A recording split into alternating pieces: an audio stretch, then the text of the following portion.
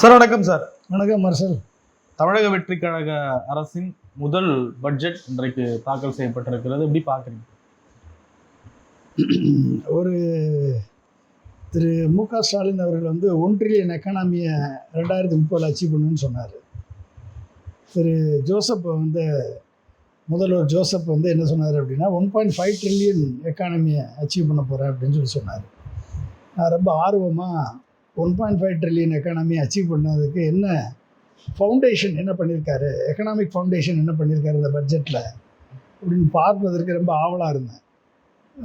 Finance minister திரு Maria Wilson அவர்கள் தாக்கல் செய்த பட்ஜெட்டை படிக்கும் போதும் இந்த பட்ஜெட்டை வந்து இது மாநில பட்ஜெட்டே கிடையாது, இது ஒரு திருவிழா தாம்பூல பை பட்டியல் மாதிரி இருக்கு. எப்படி திருவிழா தாம்பூல பை பட்டியல் மாதிரி இருக்குது இந்த பட்ஜெட். ஸோ இதை படித்தா, இந்த பட்ஜெட்டை படித்து பார்த்தீங்கன்னா ஒவ்வொரு வீட்டுக்கும் ஏதோ ஒரு குறியீட்டு திட்டம் இருக்குது. ஒரு சைக்கிளு, ஒரு ஹெல்மெட்டு, ஒரு வாட்டர் பாட்டிலு, ஒரு பிறந்த குழந்தைக்கு தங்க மோதிரம் திட்டம். ஆனால் அந்த சைக்கிளை ஓட்டிகிட்டு நீங்கள் வந்து ஹாஸ்பிட்டலை விட்டு வெளியே வந்தீங்கன்னா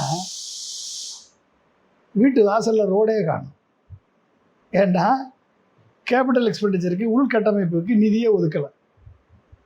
இதுதான் இந்த பட்ஜெட்டை இந்த ஃபஸ்ட்டு லைன் ஆஃப் திங்கிங். ரெண்டாவது, இந்த கோர் எக்கனாமிக் ஃப்ளா, அதாவது என்ன அப்படின்னா வந்து தின் அலோகேஷன், அதாவது குறைந்த நிதி ஒதுக்கீடு, எல்லாத்துக்கும் குறைந்த நிதி ஒதுக்கீடு. அப்போ என்ன ஆகும் அப்படின்னா, இது வந்து கொஞ்சம் கணக்கை பார்த்தோம் அப்படின்னோம்னா, பள்ளி நிறைவு திட்டத்தின் கீழ் வந்து கிட்டத்தட்ட 3734 அரசு பள்ளிகள் நவீனமயமாக்க போவதாக டிவிகே அரசு 300 கோடி ஒதுக்கியிருக்காங்க. இதில் கணக்கு போட்டு பார்த்தீங்கன்னு வச்சிங்களேன், ஒரு பள்ளிக்கு வந்து வெறும் 8 லட்சம் ரூபா, 8 லட்சம் ரூபா. அப்போ 8 லட்சம் இந்த தொகை கண்டு ஒரு கம்ப்யூட்டர் லேபோ இல்லை நவீன மாடர்ன் டிஜிட்டல் ஸ்மார்ட் கிளாஸ் ரூமோ உருவாக்க முடியாது. 2 கோட்டு பெயிண்ட் அடித்து வாசலில் ஒரு புதிய டிவிகே பேனரை வேணால் கொண்டு போய் மாட்டலாம். தேர்தல் வாக்குறுதியின் மீது, அதாவது தேர்தல் ஒவ்வொரு வாக்குறுதியும் 2 சொட்டுகள் தெளிக்க வேண்டியிருக்கேன். அதாவது எப்படின்னா, தண்ணி வேணும்னு தாகத்தோடு இருக்கக்கூடியவர்களுக்கு வாயை திறங்க அப்படின்னு சொல்லி ஸ்ப்ரே பண்ணி விடுவாங்கள்ல. ஸ்ப்ரே பண்ணால் 2 என்ன கிடைக்கும், இந்த கும்பாபிஷேகத்தில் தண்ணி தெளிப்பாங்கள்ல, எப்படி தருவாங்க, கும்பாபிஷேகத்தில் கலசத்தில் ஊற்றின தண்ணியை எடுத்து வேப்பலையை வச்சு முக்கி அப்படி ஊற்றி அடிச்சு விடுவாங்க.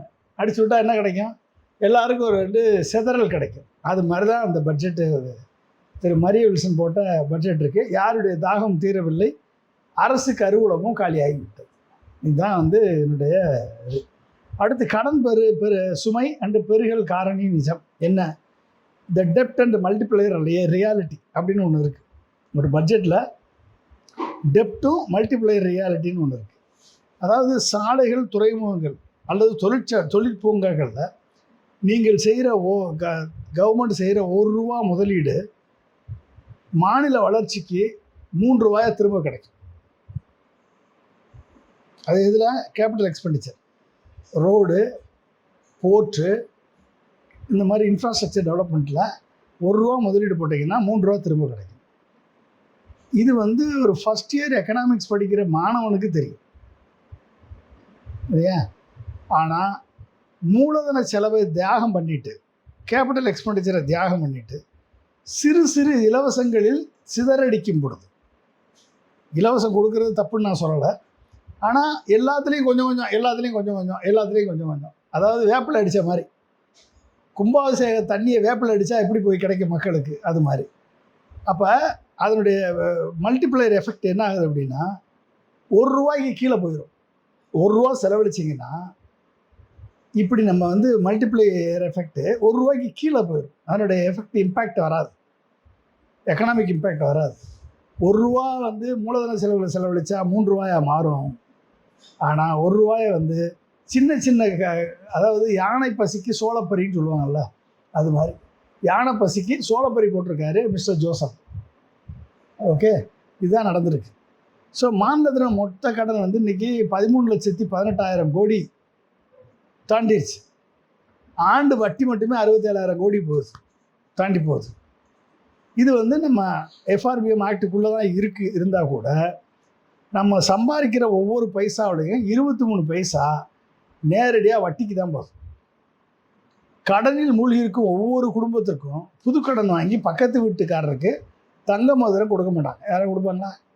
கடனில் மூழ்கி இருக்க ஒவ்வொரு வீட்டுக்காரரும் புது கடன் வாங்கி பக்கத்து வீட்டுக்காரனுக்கு தங்க மோதிரம் கொடுப்பானா? கொடுக்க மாட்டான். அப்போ என்ன சுருக்கமாக சொல்லணும்னா, டிவிகே அரசு பிரம்மாண்டமான $1.5 ட்ரில்லியன் பொருளாதாரம் என்ற மெகா ஹிட் படத்தை காட்டுவதாக வாக்குறுதி அளித்துவிட்டு குறைந்த பட்ஜெட் இலவச படத்தை கொடுத்துள்ளது. ஆட்டோ ரிக்ஷா பட்ஜெட்டை வைத்துக்கொண்டு நிலாவுக்கு பறக்க முடியாது, ராக்கெட் விட முடியாது. இது ஆட்டோ ரிக்ஷாவுக்கு பட்ஜெட் போட்டுட்டு நிலாவுக்கு வந்து ராக்கெட் விட முடியாது, சந்திராயன் விட முடியாது. புரிஞ்சுக்கிட்டீங்களா? ஸோ பேரளவுக்கு திட்டங்களுக்கு பணத்தை பிரித்து கொடுக்கலாமே ஒழிய முதல் நாளில் கைதட்டலை பெறலாம். ஆனால் நாளைய தமிழ்நாட்டின் பொருளாதாரத்தை நடுக்காட்டில் நிறுத்திவிடும் இந்த மிஸ்டர் ஜோசப் அவர்களது டிவிகே பட்ஜெட். வருவாய் பற்றாக்குறை இருக்கிறதா சொல்லியிருக்காங்க. இது எல்லாத்தையும் ஒரு இதுவாக பார்த்தாலும் ஒரு 3 மாதம் தான் இருக்குது. ஏற்கனவே இருக்கிற நிதிநிலையில் வச்சு தான் இதை கொஞ்சம் மேனேஜ் பண்ண முடியும். அப்படின்றப்ப ஒட்டுமொத்தமாக விஜய் அரசாங்கத்தை குற்றம் சொல்லிட முடியுமா? வருவாய் பற்றாக்குறை வந்து கூடியிருக்கு. இப்போ 55,000 கோடி இவங்க வந்து ரெவன்யூ எக்ஸ்பெண்டிச்சர் கணக்கு அமைச்சிருக்காங்க. கிட்டத்தட்ட அவங்களுடைய ஒயிட் பேப்பரில் பார்த்தா 90,000 கோடிக்கு வந்துருந்தது. இப்போ 50,000 கோடியை அதை குறைச்சிருக்காங்க. அப்போ 50,000 கோடி ரெவன்யூ எக்ஸ்பெண்டிச்சர் அப்படின்றப்ப என்ன ஆகுது அப்படின்னா வந்து இவர்களுடைய வாங்கும் சக்தி, அதாவது வந்து இவங்களுடைய பட்ஜெட்டுக்கும் இவங்களுடைய ரெவன்யூக்கும் எக்ஸ்பெண்டிச்சருக்கும் இடையில் இருக்கக்கூடிய கேப் வந்து 55,000 கோடி. அப்போ இப்போ 50,000 கோடி வந்து எக்ஸ்ட்ரா தேவைப்படுது. இப்போ அந்த 50,000 கோடி எதுக்கு எக்ஸ்ட்ரா தேவைப்படுது அப்படின்னு பார்த்தா அது மூலதனத்துக்கு போகுதான்னா இல்லை, எல்லாமே வந்து இலவச திட்டங்களுக்கு போகுது. பரவாயில்ல. ஆனால் இலவச திட்டங்களுக்கு போனாலும் எல்லாமே வந்து சிதறடிக்கப்பட்டிருக்கிறது. அதுதான் இங்கே பிரச்சனை. ஸோ தின் அலோகேஷன். இப்போ தின் அலோகேஷன் தான் பிரச்சனை. நீங்கள் வந்து வைகை, தாமிரபரணி, காவேரியை, அதாவது காவேரியை சுத்தப்படுத்துறதுக்கு 25 கோடி எப்படிங்க பார்த்தோம்? எந்த மூலைக்கு பார்த்தோம்? எந்த மூலைக்கு பார்த்தோம் சொல்லுங்கள். வைகை குண்டார இணைப்பு திட்டத்துக்கு 150 கோடி எந்த மூலைக்கு பார்த்தோம்? எந்த மூலைக்கு பார்த்தோம் சொல்லுங்கள். அப்போ இதில் வந்து மூலதன செலவு, கேபிட்டல் எக்ஸ்பெண்டிச்சர் வந்து ஃபஸ்ட்டு, அதாவது டிஷ்ஷு என்னது? நம்ம சாப்பிட்றோம், ஹோட்டலில் ஆர்டர் பண்ண போகிறோம். அப்போ டிஷ் என்னது? கேபிட்டல் எக்ஸ்பெண்டிச்சர் வந்து டிஷ்ஷாக இருக்கணும் வெளியே. கேபிட்டல் எக்ஸ்பெண்டிச்சர் வந்து ஃபாஸ்ட் ஃபுட் மாதிரி பக்கத்தில் சாப்பிட்ற சைட் டிஷ் மாதிரி வச்சுருக்காங்க. கேபிட்டல் எக்ஸ்பெண்டிச்சர் டிஷ்ஷாக இருக்கணும். ஆனால் கேபிட்டல் எக்ஸ்பெண்டிச்சர் சைட் டிஷ் ஆக்கிட்டு வெல்ஃபேர் ஸ்கீமை உள்ள வந்து டிஷ் ஆக்கிட்டாங்க. அப்போ நீங்கள் வந்து மூலதன செலவு குறைஞ்சி போச்சுன்னு அர்த்தம். அப்போ இந்த நான் ஏற்கனவே சொன்னது மாதிரி கேபிட்டல் எக்ஸ்பெண்டிச்சருக்கு சாலை, துறைமுகம், இன்ஃப்ராஸ்ட்ரக்சர், கட்டடங்கள், பார்க்கு, இண்டஸ்ட்ரியல் பார்க்கு, இண்டஸ்ட்ரி, இதுக்கெல்லாம் இன்வெஸ்ட் பண்ணால் 3 times மல்டிப்ளையர் எஃபெக்ட் இருக்குது. வெல்ஃபேர் எக்ஸ்பெண்டிச்சர் போகிறப்ப லெஸ் தென் ஒன் டைம் தான், அதாவது 0.5 டைம் தான் அதனுடைய மல்டிப்ளையர் எஃபெக்ட் இருக்கும். ஒட்டுமொத்த பட்ஜெட்டில் எல்லாமே வந்து இலவசங்களுக்கும் காப்பீடு குறியீட்டு பரிசுகளுக்கும், அதாவது இவங்க சொன்ன குறியீட்டுகளை, அதாவது இவர் சொன்ன ஸ்கீம்ஸுக்கு, அதுவும் எந்த ஸ்கீம்ஸும் நிறைவேற்றுற 2 ஸ்கீம் தான் சொல்லியிருக்காரு. அதுக்கு இப்பெல்லாம் பண்ணும்போதும் தொழிற்சாலை இல்லாமல், ரயில் பாதைகள் அமைக்காமல், சாலைகள் போடாமல், ரோடு போடாமல் வேலை வாய்ப்பில் எப்படி உருவாக்குறதுக்கு வாய்ப்பு இல்லை. அப்போ இது என்ன அப்படின்னா, காட்டு தீயை வந்து அணைப்பதற்கு தண்ணீரை தெளிப்பது மாதிரி. ஓகே. அப்போ மெலிதான நிதி ஒதுக்கீடு. ஓகே. ஸோ அப்போ ஒரு முழு கல்யாண மண்டபத்துக்கும் ஒரே ஒரு தட்டு பிரியாணியை வச்சுக்கிட்டு சாப்பாடு போடுவது போல் இருக்குது. முழு கல்யாண மண்டபத்துக்கு ஒரு தட்டு பிரியாணி சாப்பாடு போட்டால் எப்படி இருக்கும்? அது மாதிரி இருக்குது. அப்போ ஒரு சிறிய பக்கெட்டு பணத்தை எடுத்துக்கிட்டு ஒவ்வொரு தேர்தல் வாக்குறுதியின் மீதும் 2 சொட்டுகள் தெளிக்க முயன்றிருக்கிறார்கள். அப்படின்னா கூட எல்லா தேர்தல் வாக்குறுதியும் சொல்லியிருக்கணும். அது கிடையாது. கொடுத்த தேர்தல் வாக்குறுதியில் 20% கூட அவங்க செய்யலாம், அமல்படுத்தலாம். ஸோ அப்போ இதன் விளைவு என்னன்னு கேட்டிங்கன்னா, அனைவருக்கும் ஒரு சொட்டு கிடைக்கிறது. ஆனால் யாருடைய தாகமும் தீரவில்லை. மாநிலத்தின் பணமும் முழுமையாக காலியாகிவிட்டது. இதுதான் கணக்கு. அப்போ பழைய கடனுக்கு வட்டி கட்டுவதற்காக நான் புதிய கடன் வாங்குகிறோம், அதுவும் வாசல் நின்று தங்க மோதிரம் கொடுப்பதற்காக. இதுதான். அப்போ இதுதான் ப்ராப்ளம். நீங்கள் இது வெற்றி பட்ஜெட்டு அப்படின்லாம் இவங்க எதுக்கு எடுத்தாலும் வெற்றியை சேர்த்துக்கிறாங்க. வெற்றி பட்ஜெட்டு. இது வெற்றி பட்ஜெட் இல்லைங்க, இது ஒரு டோக்கன் பட்ஜெட். ஓகே, ஊருக்கெல்லாம் ஹெல்மெட்டும் வாட்டர் பாட்டிலும் தராங்க, ஆனால் வண்டி ஓட்டுறதுக்கு ரோடே இல்லை. புரிஞ்சுட்டிங்களா? இதுதான் 3700 பள்ளிகளுக்கு நவீனமயமாக்க போகிறேன்னு போட்டிருக்கான். எப்படி கணக்கு போட்டு பார்த்தா 8 லட்சத்தை வச்சு எப்படி நவீனமயமாக்குவீங்க? அப்போ அது ஒரு கிணத்துல நீங்கள் இன்னொரு தண்ணியை லேசாக ஒரு சொட்டு தண்ணியை சேர்த்திங்கன்னா அதில் என்ன வித்தியாசம் இருக்கும்? ஒன்றும் இருக்காது. அப்போ 1.5 ட்ரில்லியன் எக்கானமியை நாங்கள் அடைவோம்னு சொல்கிறாங்க. ஆனால் கேபிட்டல் எக்ஸ்பெண்டிச்சருக்கு ஒதுக்கி இருக்குது வெறும் துட்டு. சைக்கிளில் ஸ்பீடு மீட்டரை மாட்டிட்டு சூப்பர் சானிக் ஜெட்டு வேகத்தில் போகிறேன்னு சொன்னால் எப்படி நம்புறது? சைக்கிளில் ஸ்பீடு மீட்டரை மாற்றிட்டு நான் சூப்பர் சோனிக் ஜெட்டு வேகத்தில் போகிறேன்னு சொன்னால் எப்படி நம்புறது? அப்போ இது எப்படி நம்ம நீங்கள் இதுக்கு கடனை வாங்கி வட்டி கட்டுற வீட்டில் பக்கத்து வீட்டுக்காரருக்கு பாயாசம் ஊற்றி கொடுக்குற மாதிரி இருக்குது. ஓகே, இந்த பட்ஜெட்டு. அப்போ இதுதான் என்னுடைய இஷ்யூ. இப்போ கேபிட்டல் எக்ஸ்பெண்டிச்சரு, ரெவென்யூ எக்ஸ்பெண்டிச்சரு, இது கிட்டத்தட்ட என்னுடைய அடிப்படை தன்மை புரியாமல் இந்த பட்ஜெட்டை போட்டிருக்காங்க. எனவே ஃபிஸ்கல் மல்டிப்ளையர் எஃபெக்ட் இங்கே ஃபெயிலியர் ஆகிருக்கு. இதான் நம்ம சொல்லணும். எனவே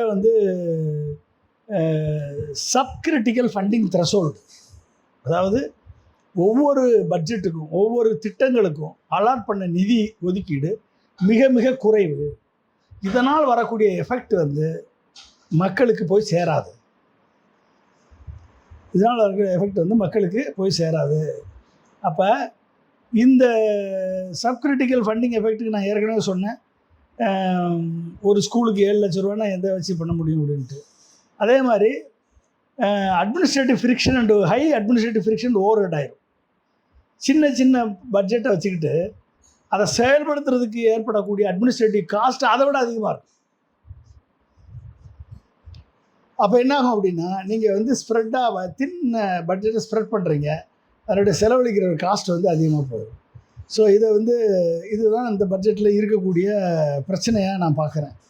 அப்போ ஒவ்வொரு ஸ்கீமுக்கும் இப்போ தாய்மாமன் தங்கச்சி திட்டம் அப்படின்னா அதுக்கு ஒரு அட்மினிஸ்ட்ரேட்டிவ், அதுக்கு பயனாளிகளை கண்டறியணும், 8 கிராம் கோல்டு வாங்கணும், அப்புறம் பட்டுப்புடவை வாங்கணும், இதுக்கு யார் சப்ளையர்னு கண்டுபிடிக்கணும், டெண்டர் போடணும், வாங்கி பயனாளியை கண்டுபிடிச்சி கொண்டு போய் சேர்க்கணும், அதுக்கு ஃபங்க்ஷன் வைக்கணும், எல்லாம் நடத்தி முடிக்கிறதுக்கான செலவு கொடுக்குற செலவு விட அதிகமாக இருக்கும். புரிஞ்சுட்டிங்களா? ஸோ இதில் ஒரு சின்ன போட்டிருக்க திட்டத்தில் பார்த்தீங்கன்னா விடியல் மடிக்கணினி திட்டம், வெற்றி மடிக்கணினி திட்டம். வெற்றி மடிக்கணினி திட்டம் கிட்டத்தட்ட 2000 கோடி அலாட் பண்ணியிருக்காங்க காலேஜ் ஸ்டூடெண்ட்ஸுக்கு. ஓகே, கிட்டத்தட்ட எவ்வளோ காலேஜ் ஸ்டூடெண்ட்ஸு இருக்காங்க அப்படின்னு பார்த்தீங்கன்னா கிட்டத்தட்ட ஒரு 2000 கோடி இவங்க அலாட் பண்ண பட்ஜெட்டு மடிக்கணினி கிட்டத்தட்ட ஒரு 5 லட்சம் பேருக்கு போய் சார். 5 லட்சம் பேர் காலேஜ் ஸ்டூடெண்ட்ஸு. கிட்டத்தட்ட 4 to 5 லட்சம் பேர் ஆர்ட்ஸ் அண்ட் சயின்ஸ் காலேஜிலே படிக்கிறான். இன்ஜினியரிங் காலேஜில் 1.5 லட்சம் பேர், மெடிக்கல் காலேஜில் கிட்டத்தட்ட ஒரு 10,000 பேர் படிப்பாங்க. 3500 சீட்டு கவர்மெண்ட் சீட் மட்டும் ஒரு 10,000 பேர் படிப்பாங்க. ஓகே, ஸோ இது எத்தனை பேருக்கு போய் சேருதுன்னு பார்க்கணும். ஓகே, அடுத்து வெட்டிங் அசிஸ்டன்ட் ஸ்கீமு 812 கோடி ரூபா ஒதுக்கியிருக்காங்க. 8 கிராம் கோல்டு, சில்க் சேரீ இது ரெண்டும் சேர்த்திங்கன்னா 8 கிராம் கோல்டு செய்கூலி சேதாரம் எல்லாம் போக 1,11,000 ரூபா. சில்க் சேரீ 2,000 வச்சுக்கிட்டா கூட 1,13,000 ரூபா. கிட்டத்தட்ட 812 கோடி ஒதுக்கியிருக்காங்க. இது எத்தனை பேருக்கு போய் சேரும்னா 71,858 பேருக்கு போய் சேரும். சரிங்களா? ஆனால் எத்தனை பேர் கல்யாணம் பண்ணுறாங்க அப்படின்னு தெரியுமா? 7 லட்சம் மேரேஜ் வருஷத்துக்கு நடக்குது. எவ்வளோ? 7 லட்சம் மேரேஜ் நடக்குது. இவங்க போகிறது 71,000 பேருக்கு போகுது. அப்போ 10% கூட இல்லை. நான் ஏற்கனவே சொன்னேன், மிஸ்டர் ஜோசப் சொல்லக்கூடிய எந்த திட்டமும் 25% அமல்படுத்தினாலே பெரிய விஷயம். இங்கே 25% இல்லை, 10% கூட அமல்படுத்த முடியல ஃபஸ்ட்டு பட்ஜெட்டில். புரிஞ்சுட்டிங்களா எப்படி ஃபெயிலியர்னு? இப்போ ஜோசப் சொன்ன வாக்குறுதி எந்த அளவுக்கு ஃபெயிலியர் ஆகிருக்கு அப்படின்றத புரிஞ்சுக்கோங்க. அவ்வளோதான். நீ சொன்ன வாக்குறுதியில் 10% கூட தான் 10% தான் உன்னால் நிதி ஒதுக்கிட முடியுது அப்படின்னா என்ன வாக்குறுதி? ஓகே. அடுத்து புதிய பயணம் ஸ்கீம் 777 கோடி. Bicycle, helmet, water bottle for class 11 students. Okay. புதிய பயணம், பைசைக்கிள், ஹெல்மெட்டு 777 கோடி ரூபா அலாட் பண்ணியிருக்காரு. அடுத்து தாய்மாமன் தங்க மோதிரம் திட்டம் 560 கோடி ரூபா. 1 gram gold for newborn baby in government hospital. என்ன வித் பேபி கிட்டு 15,000 ரூபா வருது. 1 gram gold ring. Baby kit ஒரு 2,000 ரூபான்னு வச்சுக்கோங்க, 17,000 ரூபா. அப்போ கிட்டத்தட்ட 560 கோடி அலாட் பண்ணியிருக்காங்க. 3,29,000 பேருக்கு கொடுக்குறான். 3,30,000 பேர் வச்சுக்கோங்க. தமிழ்நாட்டில் பிறக்கிற குழந்தை எவ்வளோ தெரியுமா? 8.7 லட்சம் குழந்தைங்க பிறகு 9 லட்சம் குழந்தை பிறக்குது. 9 லட்சம் குழந்தையில் நீ கொடுக்குறது 3,20,000 பேர் கொடுக்குற. கவர்மெண்ட் ஹாஸ்பிட்டலில் பிறக்கிற குழந்தைய 5 லட்சம் பேர் குழந்தை பிறக்குது. நீ கொடுக்குறது 3,30,000 பேர் கொடுக்குற. மிச்ச குழந்தையில என்ன பண்ணும்? ஓகே. அப்போ உன்னுடைய இது என்னாச்சு? 9 லட்சம் பேருக்கு 3 லட்சம் பேர் கொடுத்தா எவ்வளோ ஆச்சு? பர்சன்டேஜ் 30% கூட இல்லை. ஓகே. 3 டைம்ஸ் 1/3 தான் கொடுக்குறீங்க நீங்கள். அடுத்து பள்ளி நிறைவு திட்டம் ஏற்கனவே அதை சொல்லிட்டேன். அப்புறம் சூப்பர் க்ளீன், சூப்பர் காம்பஸ் 136 கோடி. 10,000 ஸ்கூலுக்கு. எவ்வளோ தெரியுமா? 1,39,000 ரூபாயில் நீங்கள் வந்து ஒவ்வொரு ஸ்கூலையும் க்ளீன் பண்ணி வச்சுக்கணும். ஒரு வருஷத்துக்கு 1,39,000 ரூபாய் வச்சுக்கிட்டா மாதத்துக்கு எவ்வளோ ஆச்சு? மாதத்துக்கு சுத்தமாக்கிறதுக்கு 11,000 ரூபா. 11,000 ரூபாய்க்கு அதை வாங்கிறதுக்கான ஜாமான் வாங்கிறது, செய்கிறது, கூட்டுறதுக்கு வேலைக்கு ஆள் கூலி போடுறதே பத்தாது. அப்போ எப்படிப்பட்ட அலோகேஷனை வந்து இவங்க அலோகேட் பண்ணி இவங்க வந்து எந்த அளவுக்கு இது பேரளவில் இதுக்கே எப்படி சொல்றீங்க? இன்னும் ஸ்டார்ட்டே பண்ணாத, அனௌன்ஸ்மெண்ட்டே வராத திட்டங்கள்லாம் இருக்கு. அதுதான் இல்லை, அதான் சொல்கிறேன். நீ எத்தனை திட்டங்கள் சொன்ன திட்டங்கள்லாம் செயல்படுத்தலை. இந்த திட்டத்துக்கே மகளிருக்கு 2,500 ஃபுல்லா பஸ், தமிழ்நாடு ஃபுல்லா ஃப்ரீ பஸ். ஆமாம். வேலையில்லா இளைஞர்களுக்கு 18,000 பேருக்கு 18,000 ரூபா எல்லாம் 5 லட்சம் இளைஞர்களுக்கு வேலை வாய்ப்பு. 6 சிலிண்டரு இதெல்லாம் வரல. எங்கே பண்ணுவார் அவர்? ஸோ மிஸ்டர் ஜோசப் வந்து அள்ளி விட்டுருக்காரு எல்லாத்துக்கும் நான் அதை தர்றேன்னு சொல்லி அள்ளி விட்டுருக்காரு. கடைசியில் இப்போ மாட்டிக்கிட்டு முழிக்கிறாரு. பட்ஜெட்லேயே வந்து இவர் சொன்ன வாக்குறுதிகள் எதுவுமே நிறைவேற்ற முடியாத அளவுக்கு எல்லாமே சினிமா படப்பாணியில் ஜனநாயகன் மாதிரி படம் மாதிரி பேர், அதாவது பேர் மட்டும்தான் பெரிய பேர். இங்கே வந்து உள்ளே ஒன்றுமே இல்லை, படத்தில் உள்ளே ஒன்றும் இல்லைன்ற மாதிரி ஆகிப்போச்சு. அப்போ ஒரு திட்டத்தின் மொத்த ஒதுக்கீடு 25 கோடியிலேருந்து 100 கோடியில் இருக்கும்போதும் அதனுடைய பட்ஜெட்டில் நிர்வாக செலவுகள் மிக அதிக சதவீதமும் எடுத்துக்கிட்டு. அப்போ நீங்கள் தின் அலோகேஷன் பண்ண அட்மினிஸ்ட்ரேட்டிவ் எக்ஸ்பென்சஸ் அதிகமாக உங்களுடைய எக்ஸிக்யூஷன் ஃபெயிலியர் ஆகும். ஓகே. அப்போ ஒதுக்கப்பட்ட நிதியில் ஒரு குறிப்பிடத்தக்க பகுதி நேரடியாக பயணத்தை செலுத்துவதற்கோ அல்லது ஃபிசிக்கல் அசட்ஸை உருவாக்குவதற்கோ பண்ணாமல் அதனுடைய டிஸ்ட்ரிபியூஷன் மெக்கானிசத்திலே காலியாயிரும். ஓகே. அப்போ என்ன ஆகும்? இதனுடைய விளைவுகள் என்ன ஆகும் அப்படின்னா அதுக்கு பேர் தான் லாஸ் ஆஃப் க்ரௌடிங் இன் எஃபெக்ட்னு பேர். அதுக்கு பேர் என்னது? லாஸ் ஆஃப் க்ரௌடிங் இன் எஃபெக்ட்னு பேர். அப்போ இது என்ன க்ரௌடிங் இன் எஃபெக்ட் அப்படின்னா தனியார் முதலீடுகளை ஈர்க்க தவறிடும். அப்போ இப்படிப்பட்ட ஒரு பட்ஜெட்டை ஒரு கவர்மெண்ட் போடும் பொழுது ப்ரைவேட் செக்டார் உள்ளே வர்றதுக்கே பயப்படுவான், இன்வெஸ்ட்மெண்ட் உள்ளே வர்றதுக்கு பயப்படுவாங்க. அப்போ அந்த க்ரௌடிங்கின் எஃபெக்ட் வந்து ஃபெயிலியர் ஆகும். அப்போ அந்த க்ரௌடிங் எஃபெக்ட் ஃபெயிலியர் ஆகிறதுக்கு ஆனால் வழிவகுக்கக்கூடிய பட்ஜெட்டாக தான் இந்த பட்ஜெட் இருக்குது. அப்போ என்னது, தனியார் துறை முதலீடு வந்து ஒரு சிறிய அளவிலான நுகர்வோர் இலவசங்களை பின்பற்றி வராது. 24/7 தொழில்துறை மின் கட்டமைப்புகள் இருக்கணும், பலமுறை போக்குவரத்து வழித்தடங்கள் இருக்கணும், மற்றும் சிறப்பு தொழில்நுட்ப பூங்காக்கள் வரணும். இது மாதிரி தொழில் செய்வதற்கான செலவை குறைக்கும் உள்கட்டமைப்பை அரசு நேரடியாக செய்யும் பொழுதுதான் தனியார் முதலீடு உள்ளே வரும். அப்போ இதெல்லாம் நீங்கள் செய்யாமல் இந்த தின் அலோகேஷன் பண்ணி எல்லாத்தையும் பண்ணுற போதும் இப்போ மூலதன செலவுக்கு பதிலாக வருவாய் செலவை நோக்கி நிதியை திருப்புவதன் மூலம் பட்ஜெட் வந்து தனியார் முதலீட்டாளருக்கு நீண்டகால ஸ்திரத்தன்மையோ உறுதிப்பாட்டையோ அல்லது வளர்ச்சி உள்கட்டமைப்பையோ உறுதிப்படுத்த தவறுது. இதனால் வந்து தொழில்துறை வேலை வாய்ப்பு முடங்கும். அப்போ டைல்யூஷன் ஆஃப் பெனிஃபிஷரி இம்பேக்ட், பயனாளிகளுக்கான பலன் நீர்த்து போயிடும். குறைந்தபட்ச தனிநபர் நன்மையை கொண்டு மில்லியன் கணக்கான மக்களுக்கு, அதாவது குறைந்தபட்ச தனிநபர் நலனை வச்சுக்கிட்டு மில்லியன் கணக்கான மக்களுக்கு வந்து நலத்திட்டங்களை மெலிசாக பரப்புறது, தின்னா பரப்புறது. அதாவது சிறிய ஒரு முறை பொருள்களை, அதாவது குறைந்த அளவிலான மானியங்களை வந்து ஒரு குடும்பத்தை வறுமையிலிருந்து வெளியேற்ற உதவாது. குறைந்த அளவிலான மானியம் அவர்களின் வாங்கும் திறனை அதிகரிப்பதற்கு, கணிசமாக உயர்த்துவதற்கு அது ஹெல்ப் பண்ணாது.